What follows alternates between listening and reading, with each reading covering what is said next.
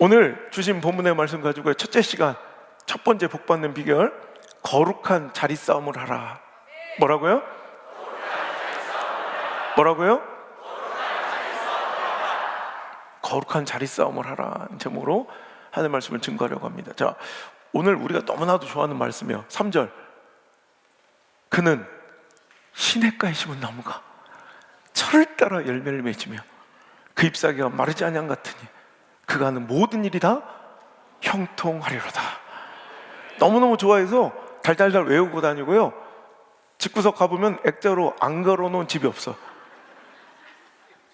책갈피로 꽂고 다니고 신방상에도 적혀있는 말씀. 여러분, 그런데 여러분이 그거 아세요? 성경 말씀은 그저 누구나 동일한 시간에 읽으면 동일한 정보를 이제 습득하는, 전 책을 좋아하지만 세상의 책과는 달라요. 세상의 책은 누구나 읽으면 동일한 정보를 딱 얻고 끝나. 근데 성경책은 참 달라요. 여기 모든 각자의 상황과 처저 형편이 다 다를지라도 이 말씀이 선포되면 다 자기 말씀일 수 있는, 하나님께서 은밀하게 누구에게나 그냥 막 주시는 말씀이 아니라 오늘 나에게 주시는 정말 딱 맞춤형, 나를 향한 하나님의 소망의 약속이고, 나를 향한 하나님의 세레나데고, 하나님의 프로포즈에, 이런 정보지 찌라시 같이 누구나 그냥 읽고 똑같이 정보를 습득하고 버리는 그런 어떤 그런 문서가 아니라, 하나님 말씀이 참 신기해서 각자의 상황과 처지 형편에서도 다 다른 상황에서도 하나님 역사하셔서 다 자기를 살리고 축복할 수 있는 말씀이 되더라는 거예요. 그래서 여러분, 저는 그래서 성경을 읽을 때 너미 얘기를 읽으면 안 돼. 이게 진짜 내 말씀으로 받아야 돼요. 그래서 제가 이 말씀을 중학교 때 딱 내 말씀으로 받고요, 전 목사인데도 목회하다가 좀 힘들 때가 있잖아. 그럼 지금도 저는 이렇게 해요. 이 말씀을 너의 얘기로 안 듣고요, 진짜 하나님께 나에게 주신 말씀으로 믿어지는 거야. 그래서 약간 좀 일본 스타일로 재수없을 수도 있는데, 그는 시냇가에 심은 나무가, 이렇게 안 하고 나는 내 이름을 넣어서 읽어요. 약간 좀 오글거리긴 하죠. 막 요거는 막 이것처럼, 호성이는 시냇가에 심은 나무가 철을 따라 열매를 맺으며 그 잎사귀가 마르지 않음 같으니 호성이가 하는 일은 다 형통하리로다.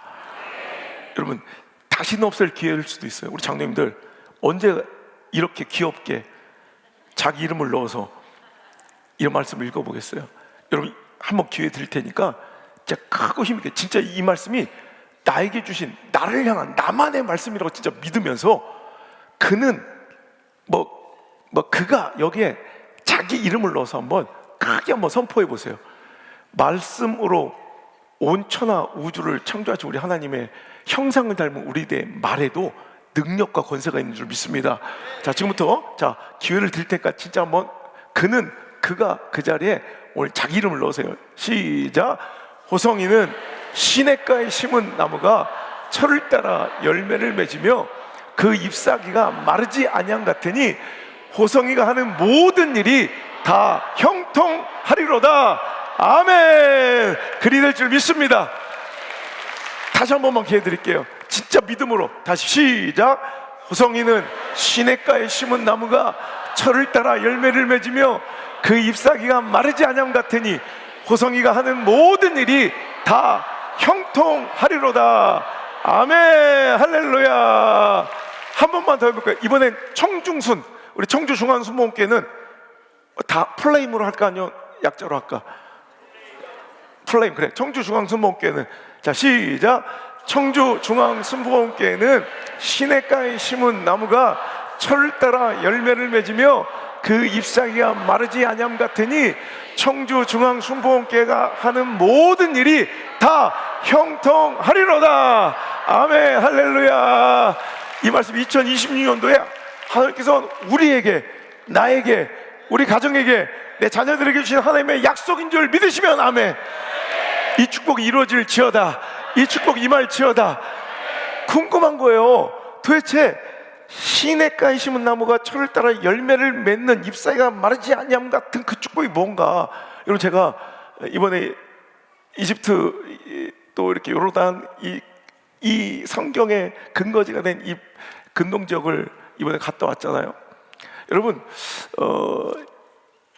식물이 자라나고 열매 맺고 성장하는 데 있어서 가장 중대한 요소를 꼽는다면 우리같이 이 북반구의 이 극동 지역의 사계절이 뚜렷한 이 지역에서는 아마 너나 할 것 없이 기온의 편차를 얘기해요.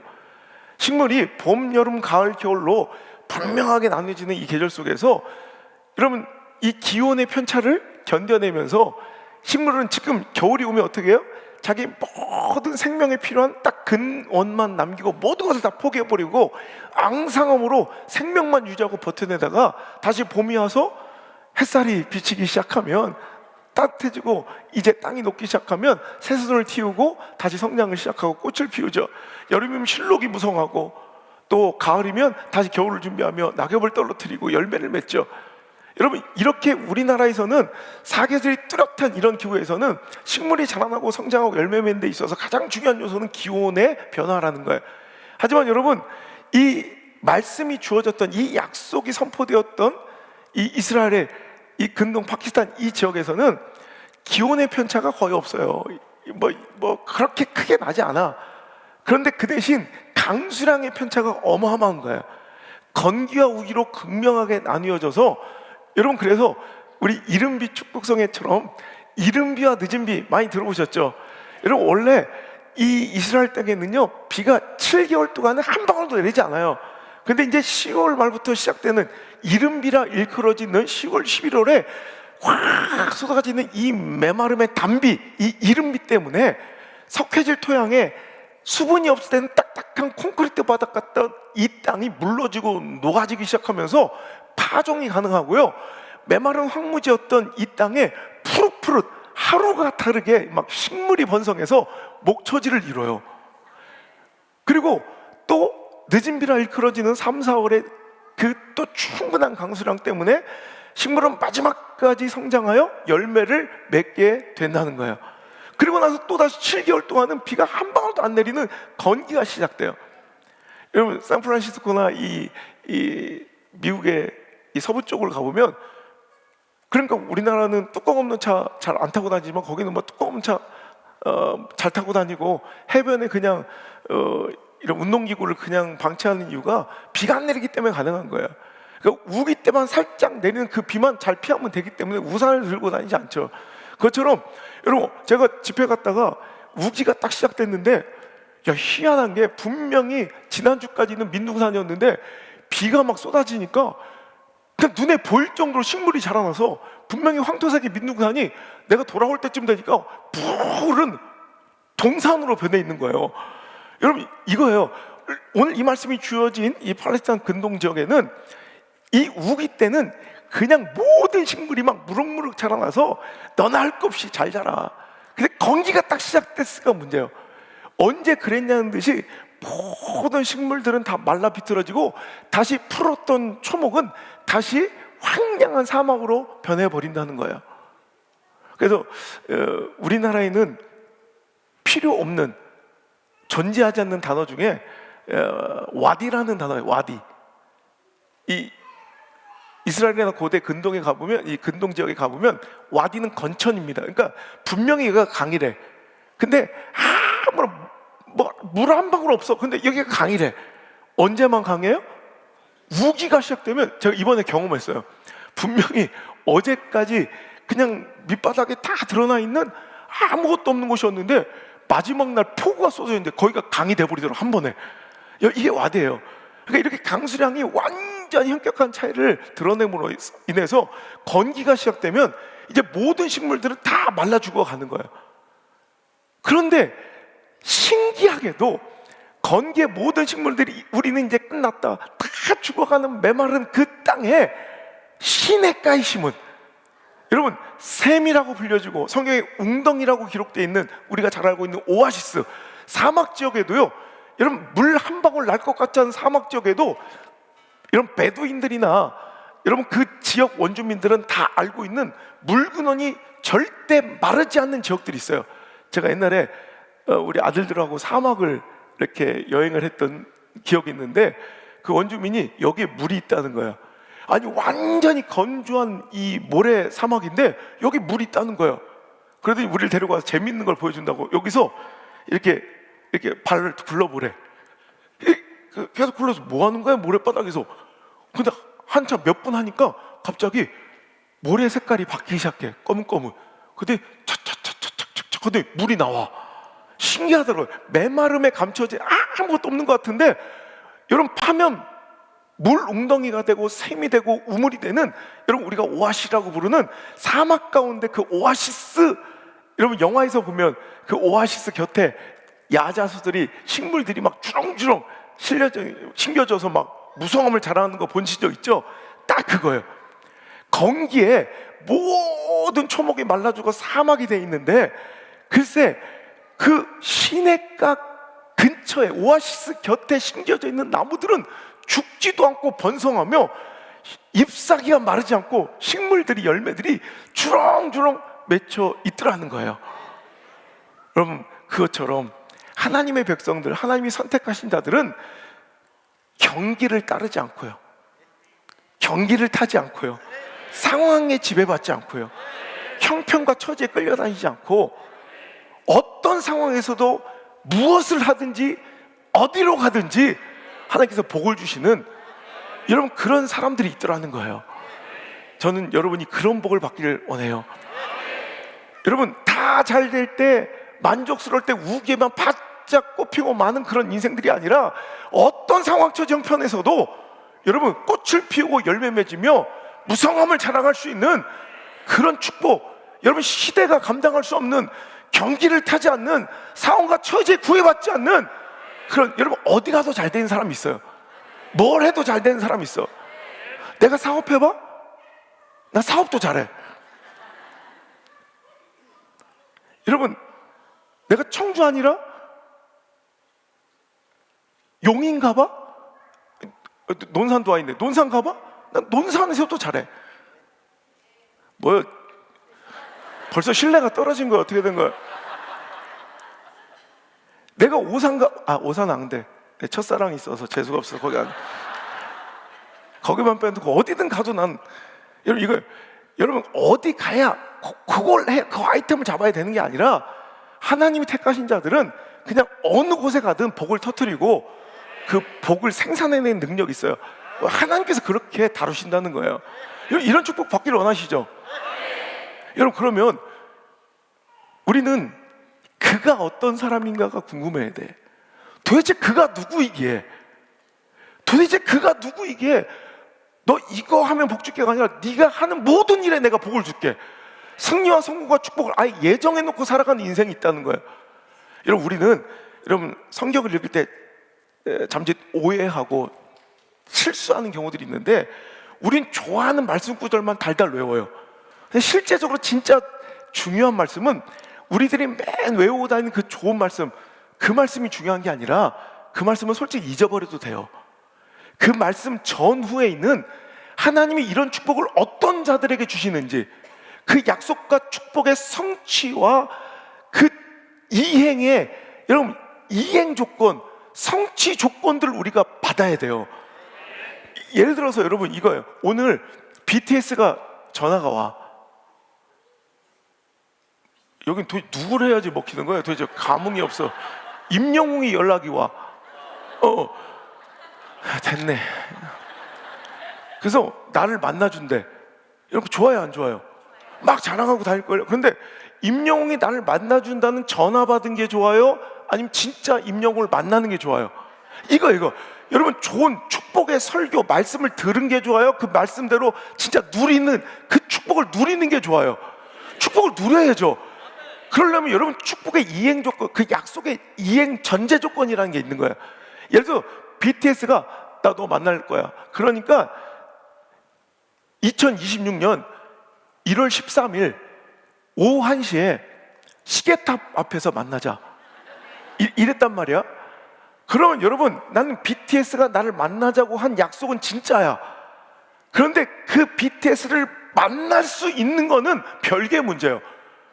진짜 BTS가 나한테 전화해서 약속한 게 뻥이 아니었어도 BTS를 만나려면 난 어떤 이행을 해야 돼? 어떤 전제를 해야 그 약속이 이루어져요? 내가 1월 14일 날 가면 안 돼요. 13일 날 가야 돼. 오후 1시에 가야지 2시에 가면 안 돼. 시계탑 앞에 가야지 사창사거리 가면 안 돼. 본점통 가면 안 돼. 남궁병원 6개월로 가면 안 돼. 에? 없어졌어요? 흥업백화점으로 가면 안 돼. 그것도 없어? 여러분 진짜 BTS를 만나려면 어떻게 해? 1월 13일 오후 1시 시계탑 앞에 서 있으면 되는 거야. 근데 뭐 이럴 리 없겠지만 간혹 내가 누구를 만나기로 했더라? 분명히 좋은 사람이었는데, 위대한 사람이었는데 내가 누구를 만날지에 구체적인 걸 잃어버려도 이것만 기억하는 거야. 1월 13일 오후 1시 시계탑 딱 가 있으면 내가 설령 이 구체적인 누구를 만난다는 이 약속은 잊어버렸어도 BTS를 만날 수 있어요, 없어요? 있죠. 그죠? 그런데 오늘 우리가 말씀을 읽는 태도가 그래요. 우리는 내가 좋아하는 말씀을 달달달 외워. 그런데 실은 더 중요한 이 축복을 내가 이렇게 살면 줄게. 이걸 if then statement이라고 그래요. 네가 만약에 이렇게 산다면 넌 이 복을 누릴 거야. 그럼 뭐가 더 중요한 거야? 이 약속 3절이 중요한 게 아니라 어떤 사람에게 이 약속을, 이 축복을 주실 건지 우린 그걸 궁금해야 되는데 한국교회 성도들은 자꾸 내가 좋아하는 말씀만 그는 시내가시면 그는 시내 마치 남녀호랭교처럼 남녀호랭교 이것만 5만 번 외치고 있다는 거예요. 실은 이 복을 누구에게 줄지를 알아서 그대로 살아서 이 복을 받아내야 되는데, 그러니까 여러분 진짜 중요한 걸 오늘 메시지로 전하는데, 저놈 새끼는 성량이 얼마나 좋은지 마이크를 쓴 나보다 좋네. 저거 큰일 할 놈이네. 저거 얼마나 좋아. 교회 애새끼 소리가 들리니까, 이게 소망 있는 교회는 이렇게 애들 소리가 많이 들려야 돼요. 그죠? 보세요, 선배님 저 보세요.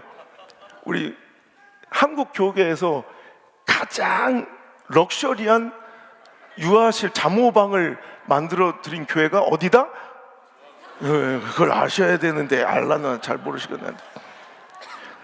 여러분 오늘 3절의 그는, 이게 가르치는 게, 이게 일치네. 여러분 그는에 동그라미를 치고 1절에 복 있는 사람을 동그라미 쳐서 연결해 놓으세요. 난 학원 선생 했어도 잘했을 것 같아. 자, 3절의 그는과 1절에 복 있는 사람을 이으세요. 같은 사람이야. 그러니까 오늘 복 있는 사람, 이렇게 1절 2절처럼 살아간다면 3절의 복, 네가 뭘 하든 복 줄게. 그러니까 진짜 중요한 건 1절 2절이란 말이야. 자, 1절 2절 어떤 사람에게 시냇가에 심은 나무에 축복을 주시는가? 시작. 복 있는 사람은 악인들의 꾀를 따르지 아니하며 죄인들의 길에 서지 아니하며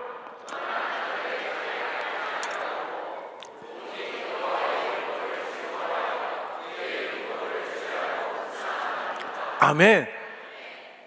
이렇게 살아가는 사람이 복 있는 사람이라, 그런 자는 시냇가에 심은 나무가 건기에도 말라 죽지 않고 항상 푸르는 것처럼 넌 뭘 해도 푸르고, 넌 뭘 해도 열매 맺고, 넌 뭘 해도 축복받고, 넌 뭘 해도 잘 되고.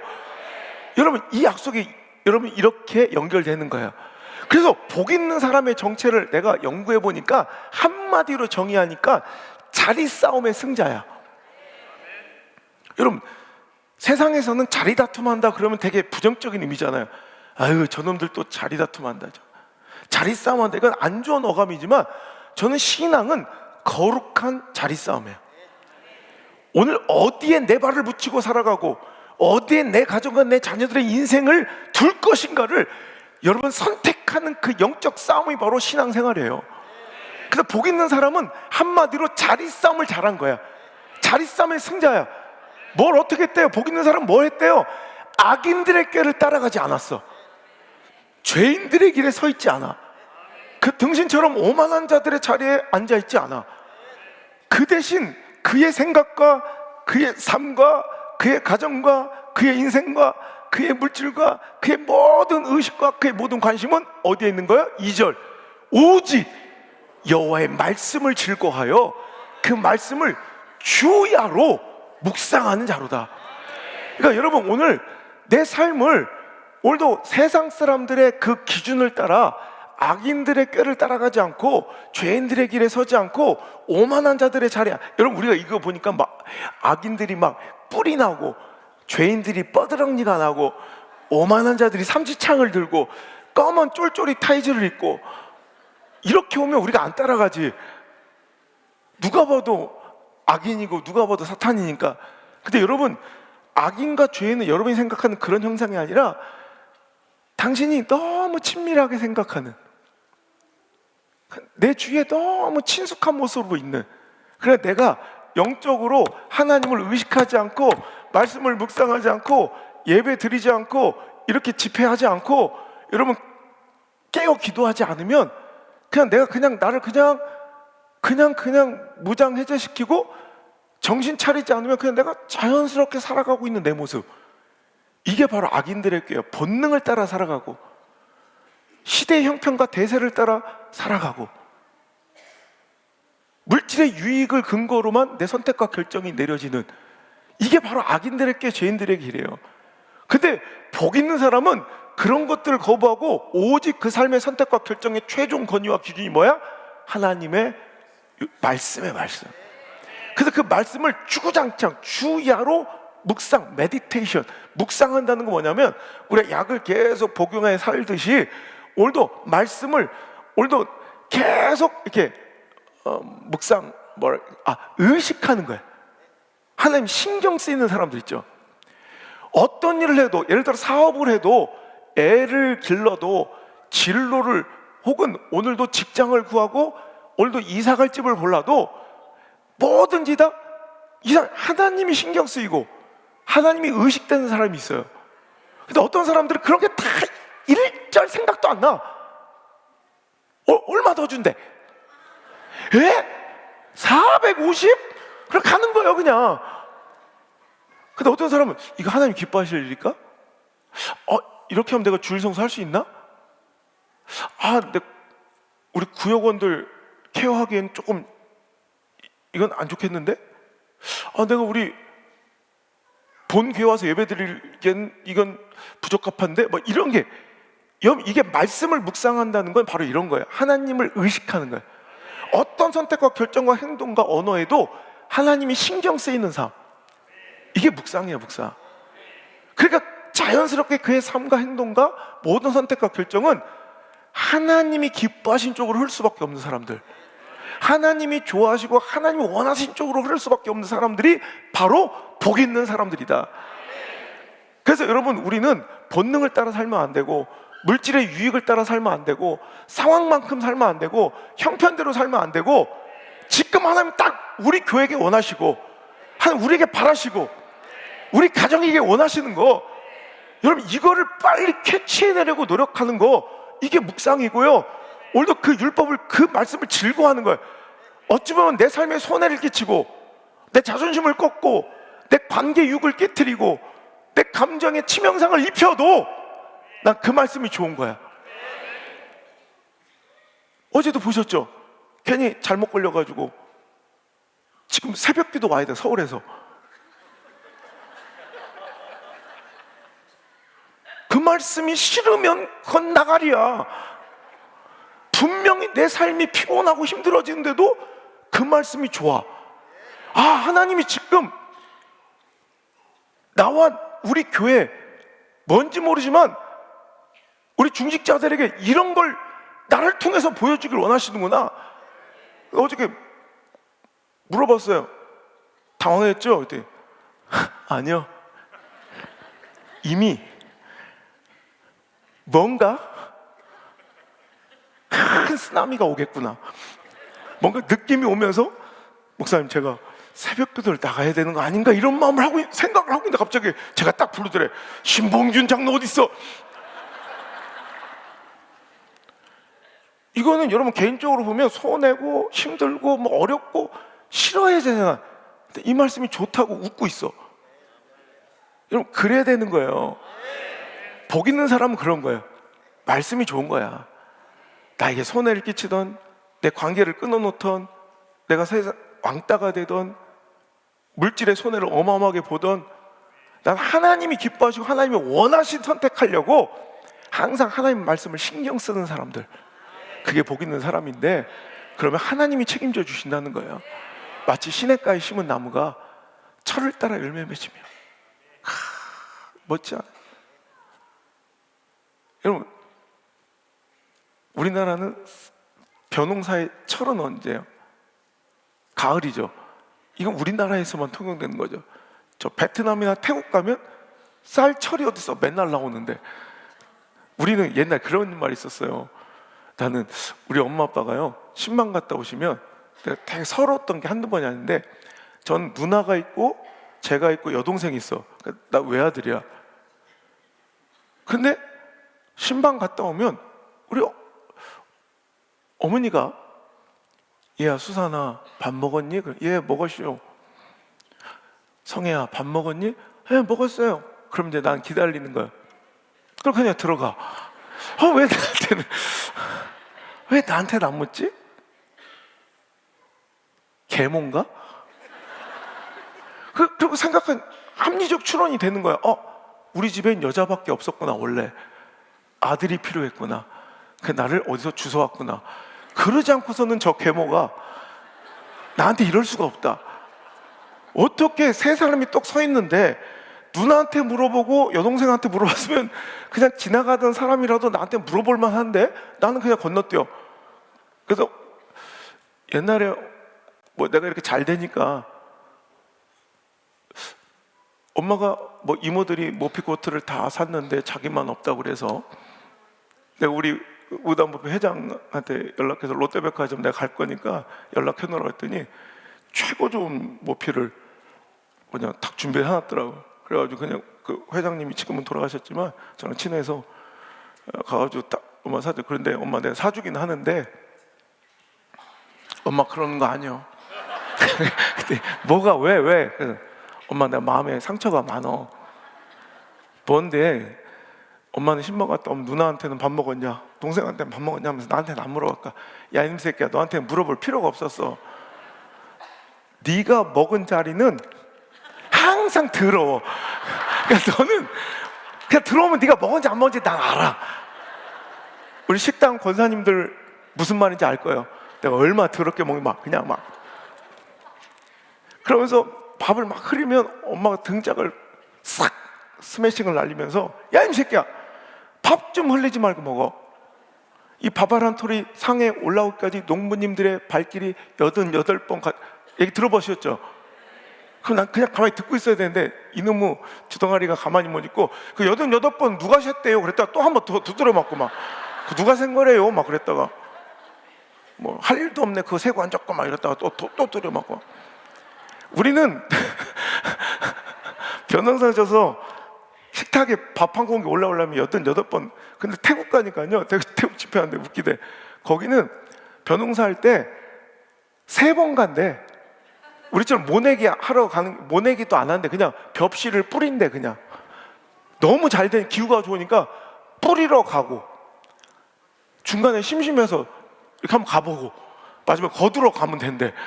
너무 잘 돼가지고 거기는 법으로 이렇게 규제하지 않으면 산모작도 뭐 잘하면 사모작도 가능한 거야. 그러니까 이모작만 하게 딱 법으로 제정을 해놨어요.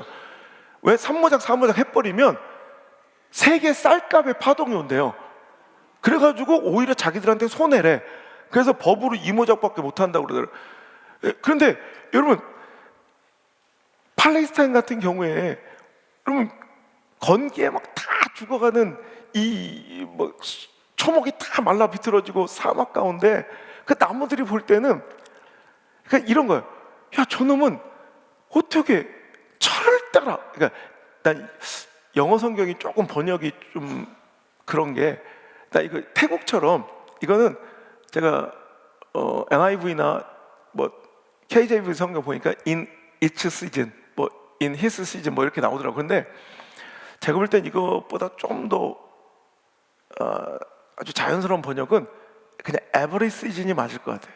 그냥 철철마다, 그러니까 시즌마다 언제나 주렁주렁 열매가 있고 나무가 푸르른.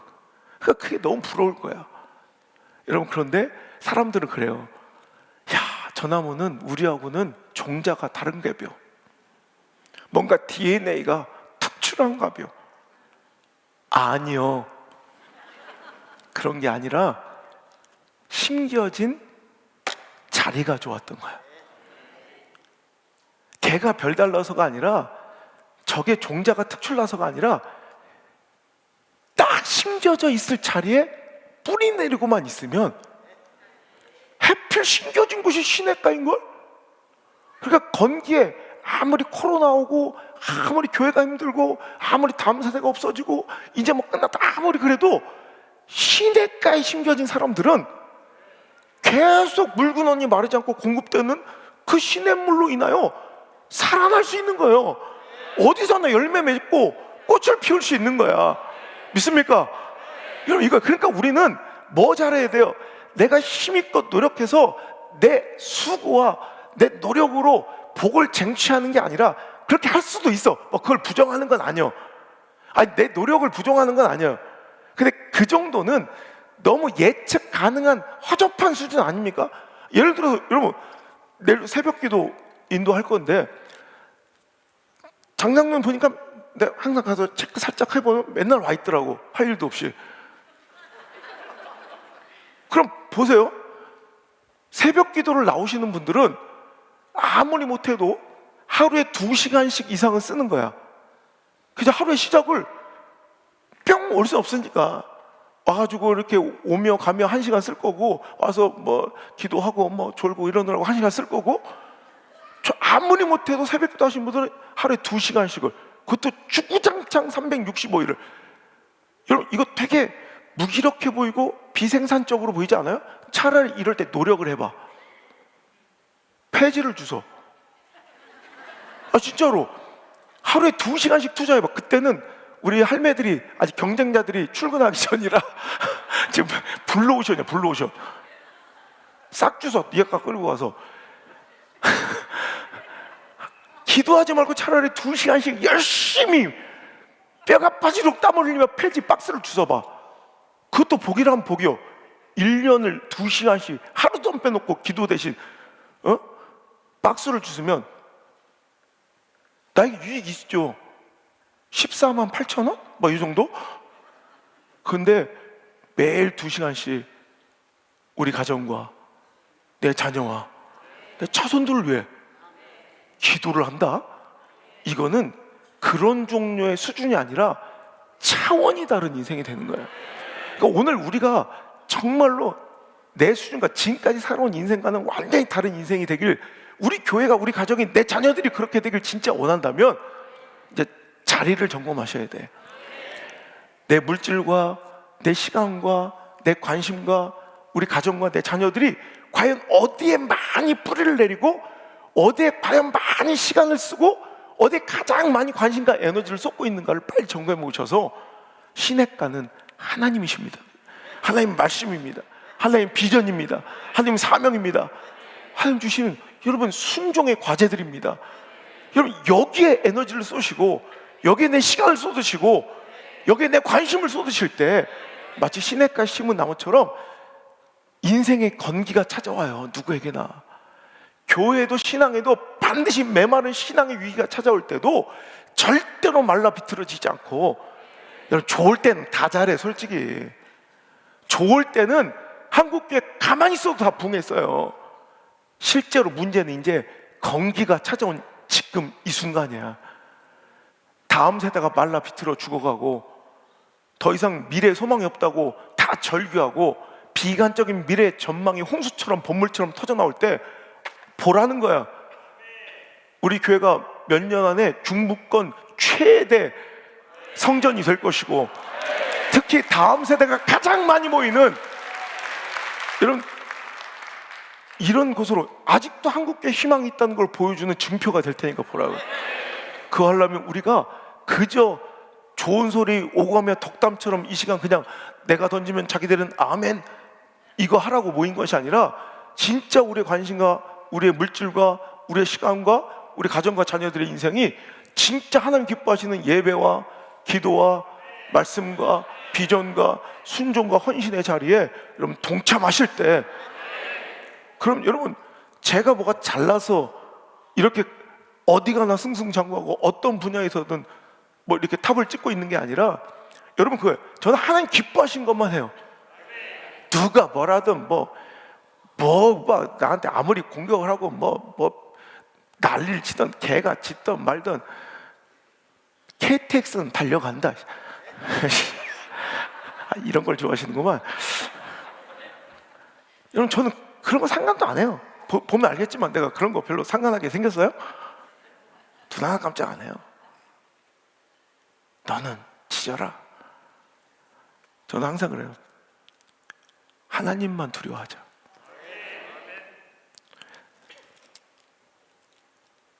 제 방에 와보면 사자 그림 보셨죠? 어렵게 구한 거예요. 헤드셋을 쓰고 있는 사자가 하늘만 딱 바라보고 있는 그 네덜란드 작가 그 그림을 진짜 어렵게 구한. 저는 그걸 이렇게 해석해. 노이즈 캔슬링. 헤드셋을 딱 쓰고 세상의 잡소리는 다 제거해버리고 순결한 하나님 말씀만 받고 하나님 편에 서서 하나님만 바라보는 거예요. 내가 수고하고 노력하고 쟁취한 결과물이 아니라 그냥 시냇가에 심겨서 하나님 오늘 뭐 기뻐하시고 하나님 뭘 좋아하시고 지금 뭘 원하실까? 그러니까 제가 지금 여기 서 있는 거예요. 상황, 처지, 형편, 계산질이 아니라 하나님 기뻐하시니까 여기 있는 거야. 그냥 그때 얼마나 실은 조금 그렇죠. 지금 얼마나 날 좋아해, 얼마나 잘해줘. 나 요즘에 좋아 죽겠어. 너무 막 장로님이 너무 잘해줘서 내가 막 진정시키고 그래. 거기까지만 합시다 막 이러고 막. 여러분 그거예요. 오늘 여러분도 그 인생의 축복을 제발 누렸으면 좋겠고, 특별히 여러분 자녀들이 그 인생의 축복을 누렸으면 좋겠어요. 맨날 그지같이 어디에 복이 있을까 줄 서고 막 그지처럼 막 따라다니고 이게 아니라 내가 딱 있는 곳에 복을 터트려 버리고 뭘 해도 가는 곳마다 잘 돼. 손 대는 것마다 잘 돼. 그런 인생이 당당한 거죠. 그럼 자리 싸움을 잘해야 돼. 내 수준의 허접한 그 사고에, 이런 그 허접한 인본주의 계산질에 내 자녀를, 자식 새끼들을 가두지 마시고, 여러분 내 수준과 차원과는 상대가는, 비교 안 되는 하나님의 놀라운 계획과 역사 가운데 우리 가정을, 우리 자녀를 담그셔야 돼요. 여러분 제가 일본 유학할 때 전 새로운 분야를 좀 배우는 걸 좋아해요. 지금은 이제 우리나라에도 많이 퍼져 있죠. 옛날에 뭐 30여 년 전이니까 캠핑 같은 거 우리 뭐 했습니까? 바깥에서 하는 건 노숙자지. 캠핑 산업이 엄청 흥하고, 또 하나 관상어, 그 펫 산업이 그래 되게 번성하고 있는데, 우리 학교 바로 옆에 관상어 가게가 있었는데 엄청 큰 관상어 가게가 있어서 우린 이해가 안 되죠. 솔직히 물고기를 왜 보고 앉았어? 신선할 때 빨리 먹어야지, 그죠? 근데 어떤 건 한 마리 1,000만 원 하는 고기가 있더라고. 자, 우리한테는 물고기는 딱 두 종류밖에 없어. 회를 뜰 것이냐, 탕을 끓일 것이냐. 우리 이거야. 좀 더 디테일하게 들어가면 지리 혹은 매운탕, 이 정도. 근데 그 신선도 떨어지게 왜 그걸 1,000만 원 주고 보고 앉아있냐고. 근데 그 신기해가지고 이제 그런 걸로 이렇게 보는 거예요. 그러다 거기서 만난 물고기 중에 재밌는 물고기가 있어요. 이름이 코이인데, 코이라는 종류의 물고기인데 어찌 보면 이제 이렇게 개량된 어종이에요. 일부러 종자를 이렇게 개량해서 관상용으로 만들어낸, 의도적으로 만들어낸 종자인데, 우리나라에도 이제 그런 종자가 있던데, 똑같은 코이라는 일본말로 아주 코이라는 이 붕어 새끼처럼 생겼는데, 막 관공서 같은 데 보면 이렇게 알록달록 해가지고 막 붕어 새끼처럼 배 볼록한 거 있죠. 근데 걔가 원래는 잉어예요. 잉어를 종자해서, 개량을 종자해서 이렇게 관상용으로 이렇게 보게 만든 이런 종자인데, 그러니까 이제 당연히 어항이나 수조에 넣어가지고 이제 실내에서 키우게 되겠죠. 얘가 아무리 성체가 되고 잘 자라나도 6cm에서 8cm를 넘죠. 딱 손가락 한 마디만 해요. 그런데 어느 날 이 일본의 한 주부가 걔를 물갈이를 해주다가 잘못 톡 튀어가지고 마당에 있는 연못에 빠져버린 거야.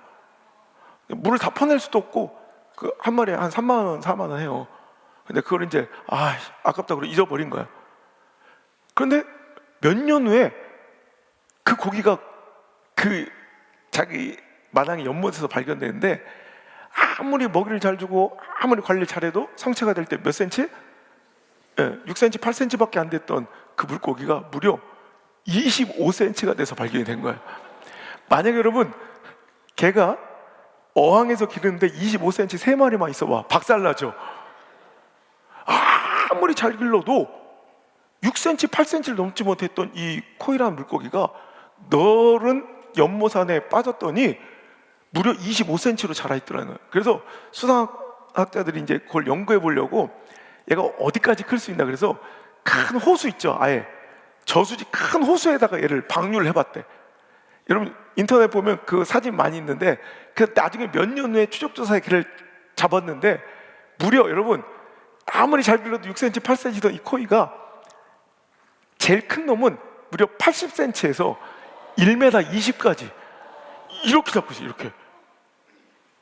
여러분 생각해 보세요. 환경과 처지의 안전하면 어디가 더 좋아? 시간 되면 먹이 주죠, 온도 맞춰주죠, 뽀글뽀글 산소 공급하죠, 색깔 모래 깔아주죠. 물레방아는 왜 돌리는 거야 솔직히? 걔들이 그거 좋아할까? 하여튼 물레방아 돌려주죠. 모든 게 완벽해. 그런데 거기서는 8cm를 넘지 못했던 이 물고기가 오히려 위험천만한 천적이 있고요, 먹이도 누가 공급해주지 않는 위험천만한 큰 호수로 가는 건, 저수지로 가는 건 꼭 죽는 일처럼, 손해보는 일처럼, 망하는 일처럼 보였지만 결국 그 인생이 어떻게 된다? 대어가 되더라. 여러분 우리 인생이 내 허접한 사고와 내 판단과 내 수준 안에 머물러 있으면 우리 피레미 같은 인생이 되지만, 한번 그 틀을 깨버리고 죽으면 죽으리다 그리하지 아니하실지라도 오늘도 주님의 명령에 순종하여, 오늘도 하나님 기뻐하시는 하나님 말씀에 순종하여 한번 그렇게 한번 여러분의 삶을 살아보시라고요. 여러분 인생을 뿌리내려 보시라고요.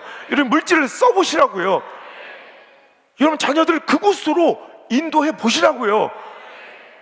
내가 어하둥둥 길러서 이렇게 하면 정말 최고의 인생이 되겠지 했던 내 수준, 내 허접함, 이걸 박살내는 역사가 일어나요. 저를 가장 긍정적으로, 저를 가장 소망 있게 보셨던 전 세계 모든 사람 중에 80억 인구 중에 2사람은 우리 엄마 아빠일 거예요. 근데 우리 엄마 아빠 수준으로 저를 키웠다면 전 여기 없어요. 우리 엄마 아빠의 기대만큼 내가 됐다면 난 더 허접하게 살고 있어야 돼. 우리 하나님은 우리 엄마 아빠의 수준보다 훨씬 더 높으세요. 근데 여러분도 내 깐에는 내 자식 잘 되게 한다고 내가 어하둥둥 어르고 덜려며, 오늘도 여러분 예배 대신 학원 보내며, 오늘도 영성 떨어지고 기도빨 떨어지는 건 상관도 안 하고, 등급 하나 떨어지고 영어 성적 좀 떨어지면 개거품을 부르며 미친 듯이 막 발광하고, 애가 교회에 안 나오는 건 아무렇지도 않은데 학원에서 연락 와서 애가 이틀째 빠졌다고 하면 막 눈알이가 돌아가고. 이거 대부분 다 그렇게 살잖아요. 여러분 그게 내 자식 잘 되게 하는 일이 아니라, 오늘 여러분 내 자녀를 저 넓은 하나님의 비전과 하나님의 목적과 하나님의 사명과 그 예배의 은혜와 여러분 하나님의 깊은 교제 속에 담궈주시길 바라요. 그럴 때 이루어지는 하나님의 역사와 하나님의 기르심은 여러분 당신의 수준보다는 분명히 높을 것을 내 생명을 걸고 맹세합니다. 피레미 같이 살 것이냐, 여러분 대어 같은 인생을 살 것이냐. 여러분 제가 강릉 아시죠? 제가 연합성회를 가가지고, 강릉은 재밌는 연합성회를 해요. 뭐냐면 갈멜산 연합성회라고, 언제 하냐면 항상 정해져 있어. 매년 단오날 집회를 맨날 단오에 해, 음력으로. 왜냐하면 거기 강릉에 우리 전국의 무당들이 다 모여서 대굿을 열어, 단오 때. 강릉. 근데 거기에 강릉 시장이 약간 미쳤는지, 우리 청주는 그런 일이 없길 바랍니다. 그죠?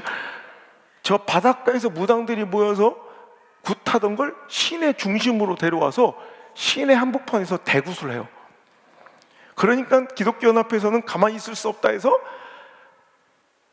바로 앞에서는 꾸 하고 있고, 강산 놈 불러다가 4일 동안 걔들은 굿하고 계속 강산 설교하는 거예요. 그래서 갈멜산 전투요. 돌아버려가지고 그냥 아침, 점심, 저녁으로 집회해달라고 그래서. 근데 내가 집회 연속 이제 연합성에 2번을 갔는데, 친해지도 했고, 저는 이제 어르신들을 좀 공경하는 거 뭐 한국 교계에서 유명해요. 근데 밥을 먹으러 갔는데 여기 그 지역에 한 30-40명 목사님이 같이 왔어. 그랬더니 은퇴하신 한 원로 목사님이 밥값을 내시는 거야. 난 그러지 말라. 나는 한 번도 이런 적이 없다. 그래서 내가 낼래 때, 그래도 강사님이 어떻게 안 된다고 막 굽고 말려하는데, 물론 그 뭐 이렇게 한 사람당 만 몇천 원짜리 이렇게 찌개 이렇게 먹는 거예요. 이렇게. 그래도 난 그 마음이 좀 안 좋은 거야. 그래서 그 돈 40만 원 가까이 이렇게 내신 그게 좀 마음이 걸려서, 그러면 이렇게 합시다. 목사님 내셨으니까 제가 커피랑 내가 살 테니까 커피 한 잔 하시자고. 여러분 그거 알아요? 강릉에서는 함부로 커피 얘기 꺼내지 마라. 그 얘기 있어요. 어느 순간부터 강릉이 커피의 도시가 된 거 알아요? 목사님의 절반이 바리스타야. 어느 순간부터 강릉은 커피의 도시가 돼가지고요, 커피의 매니아들의, 저는 그냥 아무 생각 없이 커피 한 잔씩 하세요. 근데 커피값이 100몇십만이 나왔어. 내가 막 너무 당황해서, 커피도 2대 하나, 뭐야 그거 큰 거 있잖아. 하여튼 그 우리 이따만한 거 주잖아. 1,500원, 2,500원이면. 근데 요만한 잔에, 근데 그게 한 잔에 3만 원이래. 그래서 이건 뭔데 커피가 3만 원이요? 그랬더니 목사님 게이샤 몰라요? 게이샤 이래. 게이샤 뭐야? 했더니, 여러분 에스메랄드 게이샤라는 품종 알아요? 그게 그렇게 비싸다는 거예요. 그 한 잔에 3만 원씩이야. 원래는 이 에스메랄드 게이샤가 원산지가 에티오피아예요. 근데 에티오피아의 에스메랄드 게이샤는 원래 그렇게 상등급의 커피 원두가 아니에요. 키로당 한 3만 원 정도밖에 안 하는 그냥 하급 품종이었는데, 어느 날 이상하게 누가 이 에티오피아의 에스메랄드 게이샤를 에티오피아에서 그냥 캐다가 파나마에 심은 거야. 그랬더니 향기가 그렇게 좋을 수가 없는 거야. 에티오피아 에스메랄드 게이샤는 킬로그램당 3만 원밖에 안 되는 하급 품종이었는데, 이 똑같은 나무를 어디에다가 파나마에 심으니 킬로그램당 30만 원이 넘는 최고급 품종이 된 거야. 여러분 우리 인생도 그럴 수 있어요. 지금 볼품없고 초라하고, 저 보세요, 쓰레기 같던 인생 아니에요? 청주 본점통을 뒷골목을 그냥 쓰레기처럼. 우리 장로님들 목사님 알던데요? 그러면 내가 막 음질하는 거야. 장로님 또 무슨 소리 들었어요? 이러고 가면 난 밤에 잠을 못 자. 또 뭔 소리를 들었길래. 이거 참 젊을 땐 다 그렇죠 뭐. 부끄러워 죽겠어. 어찌 보면 내 인생이 에티오피아 에스메랄드 게이샤 같은 이런 형편없는 품종이었을 수도 있어요. 근데 이런 놈이 내가 종자가 달라진 게 아니라 그저 하나님 곁으로, 그 사명과 말씀 곁으로 심겨졌더니 이렇게 향기 나는, 너무 거룩해 보이는, 그렇게 재수없게 웃으면 안 되는데 여러분, 저는 우리 인생들이 이렇게 멋져지는 역전승의 발판이, 뭔가 놀라운 영적 지각 변동의 진앙지가, 놀라운 축복의 생수의 강의 발원지가 제가 중학교 2학년 때 그리 됐듯 뒤집어졌으면 좋겠어요. 그래서 오늘 이 집회가 그냥 한번 지나치는, 또 찾아온 행사가 아니라, 그래서 제가 이름도 바꿨어요. 이른비 신년 축복성에. 그럼 늦은 비도 있겠죠? 기대해요. 또 언젠가 할 테니까. 여러분, 귤화위지라는 말이 있어요. 제 나라의 사신이었던 안영이라는 사신이 초나라에 갔더니 그의 볼품없는 외모와 또 그때 잡혀들었던 도둑놈이 제 나라 출신인 걸 보고 그 초나라 왕이 사신이었던 안영을 비웃으며 제 나라를 헐뜯는 거야. 제 나라 놈들은 저렇게 도둑놈밖에 없고 이렇게 볼품없다고 사신이. 그랬더니 안영이 한 얘기가, 우리 제 나라는 그 나라의 격에 맞는 사신을 보내고, 그리고 저 사람은 제 나라에 있을 때는 의인이었지만 도둑놈 같던 초나라에 오니 도둑놈이 돼 있네요. 그러면서 귤화위지지요 이렇게. 그러니까 귤화위지는 이 강 이남에, 이 회강 이남에 심겨지면 귤나무였는데 회강 이북에 심겨진 똑같은 나무가 탱자가 된다. 여러분, 우리도요, 내가 원래 신실하고 거룩하고 나는 장로 될 만하고 권사 될 만하고 이렇게 거룩하고 신실하게 살만해서 우리가 이렇게 살아가는 것이 아니라, 여러분이 뿌리를 잘 내렸기에 좋은 교회 만나서 좋은 우리 원로 목사님 밑에서 잘 교육받고, 여러분 이렇게 좋은 믿음의 동지들과 함께 여러분 은혜의 자리에서 이렇게 잘 자리를 지켰기에, 솔직히 나만 보지 말고 한번 솔직히, 진짜 솔직히 서로 한번 5사람만, 앞뒤 옆 사람만 5사람만 봐요. 고개가 절로 끄덕거려질 테니까. 그래, 앞뒤 옆 사람 5사람 봐요. 그게 소망 있게 생겼나? 이병철장도 봐요. 나나 자기나, 아이고 엄마 속 꽤나 썩이게 생겼어. 한숨만 나오는 우리 인생들인데 우리가 자리를 잘 잡은 거야, 자리를.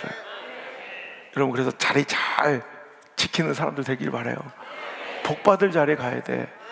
그래서 왕대 난데 왕대 나고 쫄대 나는데 쫄대 난다고 그래요. 여러분, 왕대 나는 곳에 있으면 왕대가 나. 근데 쫄대 나는 곳은 계속 쫄대가 나. 그러니까 여러분, 복 있는 자리를 사수하시고 은혜의 자리를 사수하시고, 맨날 돈 버는데 막 그냥 어디 이런 데 쏘다니지 말고 은혜의 자리, 말씀의 자리, 예배의 자리, 사명의 자리, 오늘도 하나님께서 기뻐하신 자리를 사수하시고 그 기회를 놓치지 않는 여러분 되시기를 주의 이름으로 축복합니다. 말씀을 맺기 전에 제가 우리 교회와 한국교회를 향해 한번 쓴소리를 하고 싶은 게, 어쩌다 우리 한국교회가 이렇게 되고 욕을 먹는지. 대한민국 국민들의 절대다수가 이제 교회를 신뢰하지 않는 이 시국이 언제부터, 이제 더 이상 회복할 수 없을 정도로 신뢰를 잃어버린 우리 한국교회는 어디서부터 잘못된 걸까요? 여러분, 그거 아세요? 협심증 환자들 혹시 있어요? 협심증. 우리 누님들 중에 협심증 다들 건강해? 쌩쌩하네? 협심증 환자들은 이렇게 매일 저처럼 먹는 복용약이 있고요, 또 위급할 때 중증의 환자들은, 협심증이 뭐야? 혈관이 막혀서 갑자기 뇌출혈이나 뇌혈관이 터져서 죽을 수 있거나 중증의 장애를 갖고 올 수 있는 아주 무서운 침묵의 암살자라고 불려지는, 그러니까 이 혈관이 터지면 안 되잖아요. 그러니까 혈관이 막혀 협심, 그러니까 좁아지는 거죠. 그러다 터지는 거죠. 그래서 어떨 때 의사 선생님이 이제 응급시에 처방한 약은 가끔씩 갖다 이렇게 노인정에 가보면 이렇게 고스톱 치다가 미나투 치다가 이렇게 갑자기 이렇게 주섬주섬 꺼내가지고 이렇게 빨아먹는 할매들이 있죠. 나도 줘, 나도 줘. 그러면 안 돼. 그거 협심증 약이에요. 뭔가 대가리가 어질어질하고 뭔가 이렇게 이상하면 빨리 그거 꺼내서 혀 밑에다 놓고 빨으라 그래. 왜냐면 이 혀 밑에가 모세혈관이 집약돼 있어서 이 혈관에 가장 이제 그 약효가 빠르게 공급되는 곳이 혀 밑이거든요. 그래서 협심증이 막혀 터지려고 하면 빨리 혀 밑에 놓고 이걸 쩍 빨으면 순간적으로 막혔던 혈관을 딱 뚫어져서 터지지 않게 해주는 정말 생명의 명약이에요.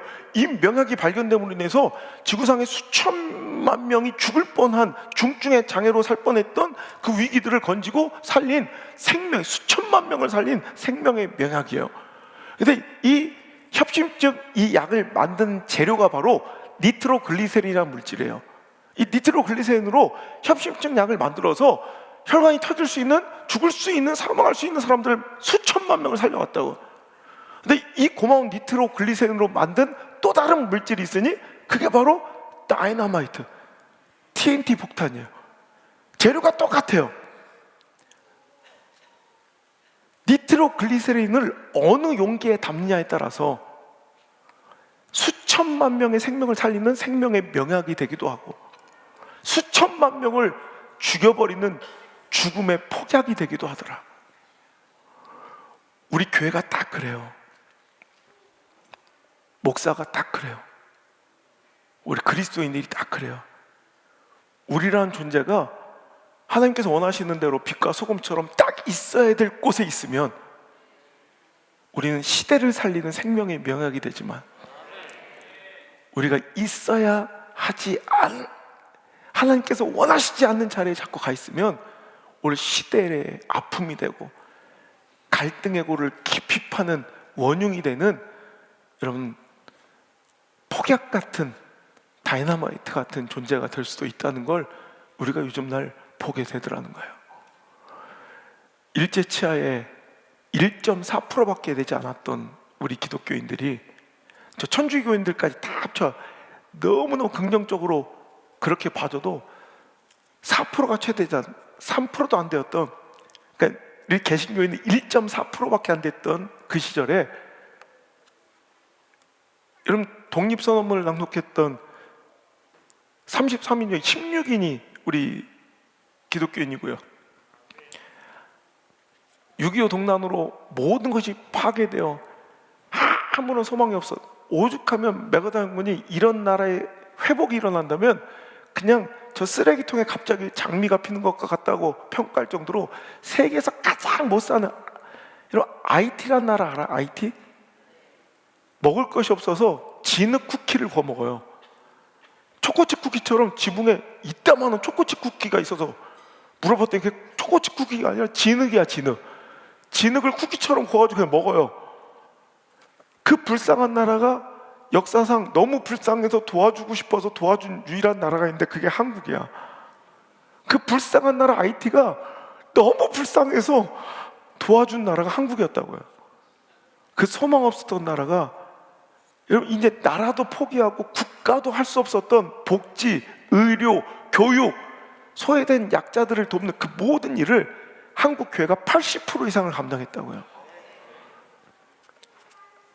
좌우로 완전히 날서 분열된, 도저히 하나 될 수 없었던 이념의 분쟁 가운데서도, 시대의 혼란 속에서도 교회는 제 역할을 감당하며 그 갈등의 상처의 골을 천천히 보도 번지고 메워주며 그 상처를 덮어주는 반창고 같은 역할로, 후시딘 같은 역할로, 어디로 가야 할지 모르는 어두운 정치적 혼란 속에서는 여러분 등불과 같은, 등대 같은 역할로, 정말 갈등의 골이 깊어져 분열된 나라를 두쪽 두 동강이 날 뻔했던 나라는 화목과 화평의 가교로서의 역할을 교회는 잘 감당하며, 시대는 교회를 존재가 희망이라고 불렀다. 교회의 존재를 희망이라고 불렀던 그 시절이 있었어요. 기독교 관련 신문이 아니라 100여 년 전 일반 신문, 동아일보 같은 신문에 야소교 예배당이 있는 곳에는 파출소를 다른 곳으로 이전한다는 기사가 있어요. 교회가 들어왔더니 야소교, 예수를 믿는 사람들이 모여있는 교회당이 세워지면 거기에는 빛과 소금처럼 치안을 담당했던 파출소를 다른 곳으로 옮겨도 될 만큼 그것이 안전을 이루어서, 치안이 불안했던 그 시대에는 파출소를 다른 곳으로 옮겼대요. 교회가 들어오면. 여러분, 한국교회는 나라와 민족의 시대적 희망이었어요. 근데 지금은 얼마 전에 의식조사를 하니까 이제 우리나라 국민들은 한국교회 부존재를 희망한대. 한국교회가 없어졌으면 좋겠대. 손가락질 당하고 비난당하는 걸 욕할 게 아니라 우리가 어떻게 살아왔는지를 점검해 보시고, 교회가 뭘 했는지를 한번 점검해 보시고. 왜 아파요? 왜 무너져요? 왜 갈등해요? 왜 갈갈이 찢어져요? 있어야 될 곳에 우리가 있지 못해서 그래요. 다른 게 문제가 아니라 우리가 기도해야 될 때 기도하지 못했고, 깨어 성령의 역사 가운데 모든 걸 조망해야 될 때 그걸 하지 못했고, 예배의 은혜로 하나님의 사명과 비전을 붙잡고 달려나가야 될 때 그러지 못할 때 우리가 스스로 그 아픔을 초래하고 손가락질과 비난의 주인공이 되어 있더라는 거예요. 사랑하는 성도 여러분, 이제 우리가 제자리로 돌아갑시다. 우리가 있어야 될, 우리 청중선, 청주중앙수목교에 있어야 될 그 사명의 자리, 우리가 해야 될 그 일들을 맡아하며, 여러분, 태양이 솟아오르면 촛불은 힘을 잃는 것이 아니라 필요 자체가 없는 거예요. 이 시대가 왜 깍듯하면 촛불을 들어요? 여러분, 해가 또 있지 않으니까. 그거라도 들고 길을 찾아보려고 저렇게 방황하고 애를 써봤자 그 나물에 그 밥이에요.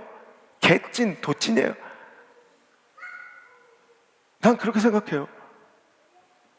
여러분, 우리가 하나님의 공의와 정의가 제대로 우리 교회부터 바로 서고, 내 삶에서부터, 내 직장에서부터, 내 사업의 현장부터 정직하게, 책임감 있게, 성실하게, 투명하게 이렇게 향기롭게 살아가면 거기서 또 시대는 변하고 다시 우리가 존재의 희망이 되는 거예요.